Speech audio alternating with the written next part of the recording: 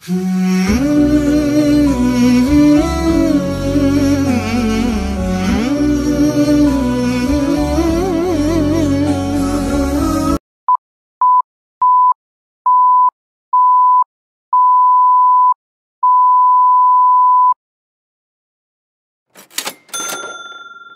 yang menjadikan segala aktivitasnya karena Allah, bismillah, makannya karena Allah, minumnya karena Allah, bekerjanya karena Allah, dari bangun tidur sampai tidur lagi karena Allah, ya.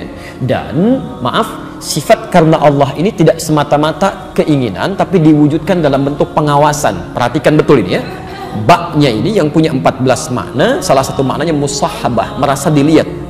Jadi kalau Anda misalnya minum bismillah, ketika akan minum, maka sertakan makna musahabah ini, pengawasan dari Allah. Allah melihat Anda. Maka mustahil, sekali lagi, orang yang merasa dilihat Allah akan menyentuh minuman yang tidak disukai oleh Allah. Orang akan minum mengucapkan bismillah dengan tangan kiri, itu mustahil. Orang akan minum mengucapkan bismillah dengan berdiri, itu mustahil. Karena tidak mungkin ada orang menyentuh sesuatu, melakukan pekerjaan, menyebut nama Allah, merasa diawasi, melakukan tindakan itu pada hal yang tidak dibenarkan oleh Allah. Jelas di sini?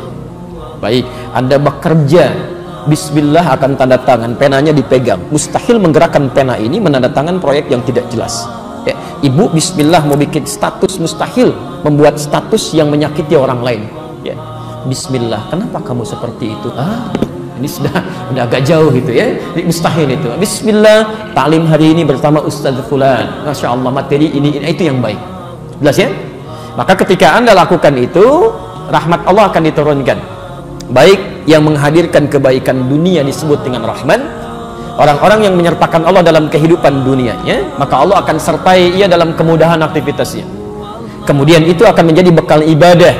Baik, sifat Allah yang memberikan kebaikan dalam bekal ibadah di akhirat nanti disebut dengan rahim. Bismillah, assalamualaikum. Kalimat bismillah itu menjadikan kalimat yang kita ucapkan dalam pekerjaan kita bernilai ibadah. Bismillah, minum. Kalau Anda tidak mengucapkan kalimat Allah di situ, maka minuman ini cuma menghilangkan haus. Ketika Anda ucapkan bismillah, Anda minum, kalimat itu yang menjadikan setiap airnya jadi ibadah, dicatat. Di akhirat diberikan hasil dari pekerjaan kita itu. Nah, Allah yang memberikan hasil dari pekerjaan kita, menempatkan kita di surga, itu banyak nanti turunannya.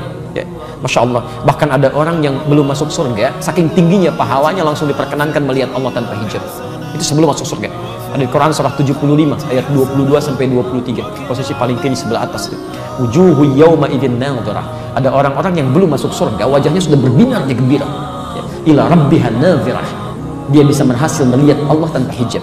Nanti ada surganya yang dengan Nabi SAW, ada yang di taman surga, kan? Quran surah 51 ayat 15 sampai 23. Ada yang surganya seluas langit dan bumi, Quran surah 3 133. Ada yang macam-macam. Kalau Anda sudah bisa lakukan itu, maka syukuri alhamdulillahirabbil alamin.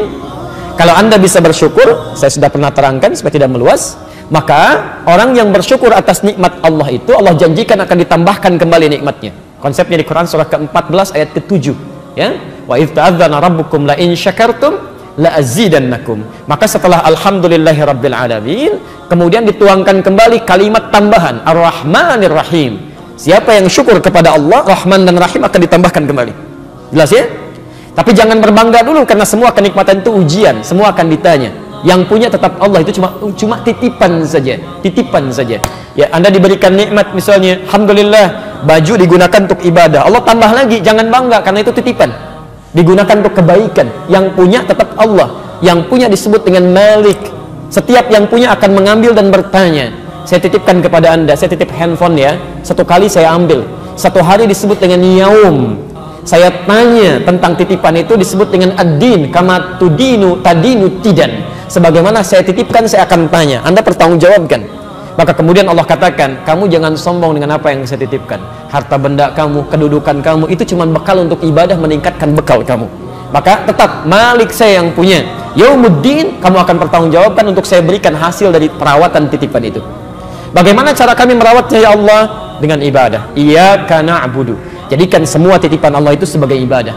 Ya, makan ibadah, minum ibadah, kerja ibadah, tidur ibadah, motor jadi ibadah, mobil jadi ibadah, duduknya ibadah. Jelas? Maka kalau Anda bisa kerjakan itu semua, Tidak hanya Allah jadikan pahala mengalir untuk Anda. Setiap Anda punya kesulitan, maka Allah Subhanahu wa taala akan memudahkan segala kesulitan Anda. Bagaimana cara mintanya ya Allah? Wa iyyaka nasta'in.